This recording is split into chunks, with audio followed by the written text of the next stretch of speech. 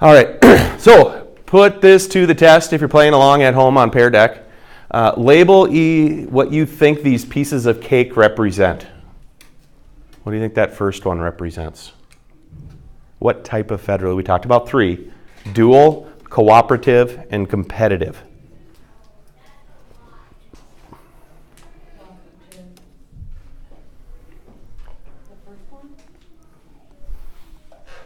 What would we call that first one? They exist in these different layers. They're all clearly separated. Dual, cooperative, or competitive. The name might be a little misleading. It's called dual, right? But who basically is responsible for all local governments? State governments are. So this layer cake kind of concept is a good illustration of dual federalism. Does that make sense? See how they don't really ever intermix? Then we have cooperative federalism, which is more like what type of cake do we find in the middle? What do we call that mixed type cake that has chocolate and vanilla swirly through? Marble cake. So cooperative federalism is more like marble cake, where they kind of, you could see it's not always a clear-cut line of who is responsible for what different parts, but it all mixes together and they all have the opportunities to influence the others. Okay? I don't have a drawing for competitive federalism, but can you think of one that might work? Not in a cake. What's that? It's not in a cake. Not in a cake? Can't think of a drawing Yeah. in a cake. The federal part has a chocolate streak going through the bottom parts. Ooh, that sounds enticing. Yeah. I kind of like that idea, right? It cuts through, and if you want to get to that gooey, chocolatey kind of stuff inside, what do you have to do? If you're saying it's kind of like this maybe, but then there's these lines that cut through. Yeah. Where does your fork have to cut through first to get to those gooey, chocolatey things? The top of it, Which then means, the federal tells the others what to do. and in order to get to the good stuff, you have to first cut through what the federal says. Yeah, actually, that's a really good way to think of that. I kind of like that. Any other examples? One of the things that competitive federalism also allows to have happen is it allows states to experiment with different ideas. Okay, like currently we are having some states that are experimenting with decriminalizing recreational use of marijuana. If the federal government wanted to, can they step in and say to states, you can't have this law anymore? Absolutely they could, but they're letting them try it because they want to find out what works. Okay, so federalism, is it a perfect system? No, definitely not a perfect system. There are many things that could be done better. There are things that could be done more efficiently. It's one of the biggest problems, and it became exploited after Hurricane Katrina wiped out a lot of New Orleans and some of the other southern Gulf Coast cities in other states, is that communication networks weren't really clear between different levels of government. And President George W. Bush catches a very bad rap for his reaction or lack of reaction to the request for help from both the governor of Louisiana and the mayor of New Orleans, because they weren't sure who was responsible for quick emergency aid.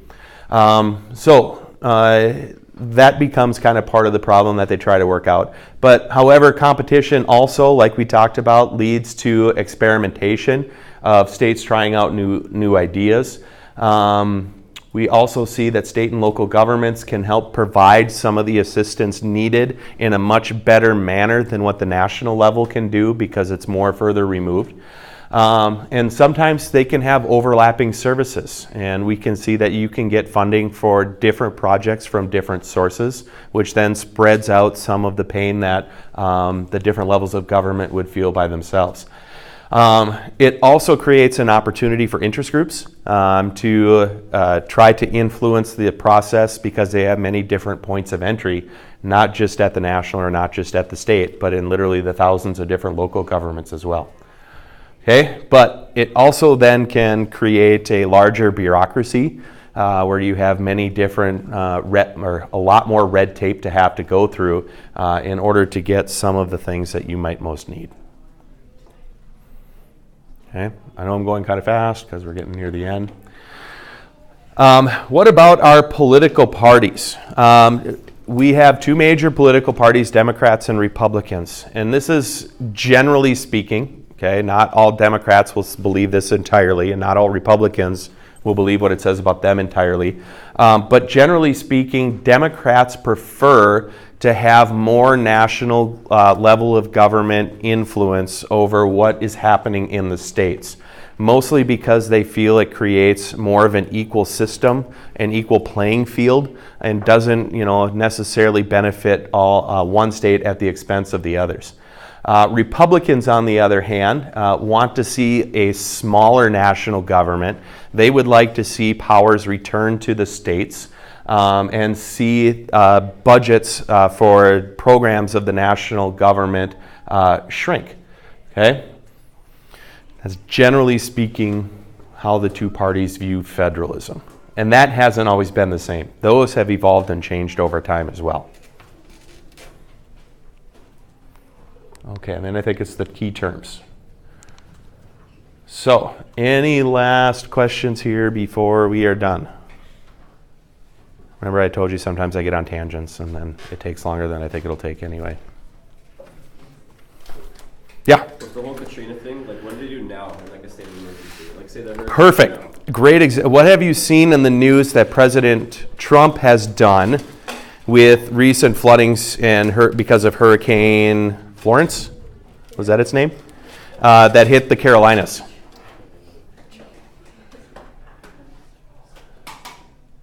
What did you follow any of this?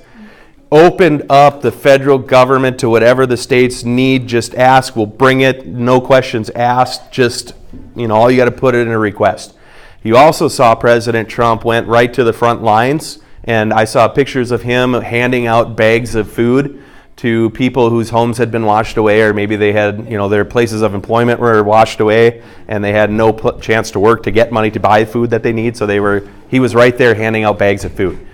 Much different than what we saw with Katrina and President George W. Bush. Did he learn from that situation? I think absolutely. Okay. Now, glad I'm remembering.